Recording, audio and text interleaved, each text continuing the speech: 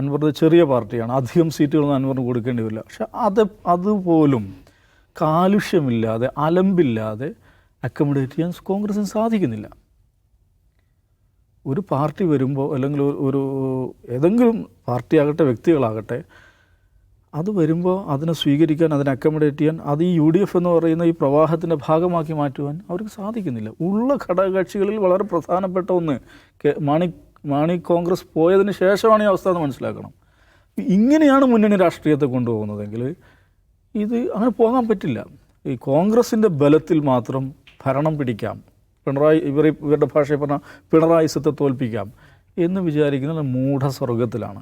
മുന്നണി രാഷ്ട്രീയമാകുമ്പം അഡ്ജസ്റ്റ്മെൻറ്റുകൾ ആവശ്യമായി വരും, വിശാലത ആവശ്യം വരും. ചെറിയ കക്ഷിയാണ്, അല്ലെങ്കിൽ അവർക്ക് സ്വാധീനമില്ല, അവരെവിടെയാണുള്ളത് ആളുള്ളത്. ഇപ്പം കടന്നപ്പള്ളി രാമേന്ദ്രൻ്റെ പാർട്ടിക്ക് എവിടെയാണ് ആളുള്ളത്? NCP ഒറ്റയ്ക്ക് മത്സരിച്ചാൽ എവിടെ എന്ത് കിട്ടും പോകുന്നു? നമ്മുടെ തിരുവനന്തപുരത്ത് കേരള കോൺഗ്രസിൻ്റെ ആന്റണി രാജുവിൻ്റെ എന്താ പറയുക, ജനാധിപത്യ കേരള കോൺഗ്രസ്. ഇതൊക്കെ എന്ന് വെച്ചാൽ സമൂഹത്തിലെ ഏതെല്ലോ തലങ്ങളിലുള്ള ചില അടരുകളിൽ പ്രവർത്തിക്കുന്ന മനുഷ്യരാണ്. അതിനെല്ലാം സംഘടിപ്പിക്കുക എന്നുള്ളതാണ് മുന്നണി രാഷ്ട്രീയം എന്ന് പറയുന്നത്. CPI തന്നെ ഒറ്റയ്ക്ക് മത്സരിച്ച് അവിടെ CPI 4 പാർലമെൻറ്റ് സീറ്റാണ് LDF കൊടുക്കുന്നത്, മനസ്സിലാക്കണം. 4 പാർലമെൻറ്റ് സീറ്റാണ് മത്സരിക്കാൻ കൊടുക്കുന്നത്. അപ്പോൾ അത് ഒരു തരം ധാർഷ്ട്യത്തിൻ്റെയും ധിക്കാരത്തിൻ്റെയും സമീപനം ഈ വിഷയത്തിൽ ഉണ്ടായിട്ടുണ്ട്. അതിൻ്റെ വിലയാണ് അവർ കൊടുത്തുകൊണ്ടിരിക്കുന്നത്. ഇപ്പോൾ ആദ്യം സ്ഥാനാർത്ഥിയെ പ്രഖ്യാപിച്ച UDF ആണ്, ആദ്യം കളത്തിലിറങ്ങിയ UDF ആണ്. UDFന് എന്ത് തന്നെ ഒരു മേൽക്കൈ ഉണ്ടായത്, ആ മേൽക്കൈ നഷ്ടപ്പെടുത്തുകയാണ് ചെയ്യുന്നത്. ഇപ്പോൾ TMC തൃണമൂൽ കോൺഗ്രസിനെ ഇതിലെടുക്കണമെങ്കിൽ ഇത് ഹൈക്കമാൻഡിൻ്റെ ഇത് വേണം. അതൊക്കെ സാങ്കേതികമായ കാര്യം. അൻവറിനെ സംബന്ധിച്ചിടത്തോളം അതൊന്നും അറിയേണ്ട കാര്യമില്ല. അയാളൊരു രാഷ്ട്രീയ പാർട്ടി ഉണ്ടാക്കിയിരിക്കുന്നു, അത്യാവശ്യം ജനബന്ധനമുണ്ട്.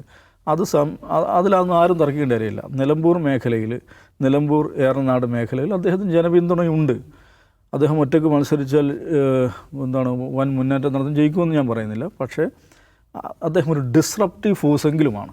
കോൺഗ്രസിനകത്തെയും CPM-നകത്തെയും അസംതൃപ്തരെ, മുസ്ലിം ലീഗിനകത്തെയും അസംതൃപ്തരെ ആകർഷിക്കാൻ പുള്ളിക്ക് കഴിയും. പിന്നെ പുള്ളി ഉന്നയിച്ച വിഷയം അത് വാലിഡായ ഒരു വിഷയമാണ്. അത് ഇടതുപക്ഷത്തിനകത്ത് തന്നെ ഉള്ള ആളുകൾ എൻഡോസ് ചെയ്ത കാര്യമാണ്, കേരളത്തിലെ പോലീസിങ്ങുമായി ബന്ധപ്പെട്ട വിഷയം. അപ്പം അങ്ങനത്തെ ഒരു പശ്ചാത്തലത്തിൽ മുന്നണിയെ വികസിപ്പിക്കാനും ശക്തിപ്പെടുത്താനും പുതിയ ഊർജ്ജം നൽകാനുമൊക്കെ സാധിക്കുമായിരുന്നൊരു സാധ്യതയെ ദുർവാശി കൊണ്ട് UDF നേതൃത്വം ഇല്ലാതാക്കുകയാണ്. അതിൻ്റെ വില അവരെടുക്കേണ്ടി വരും.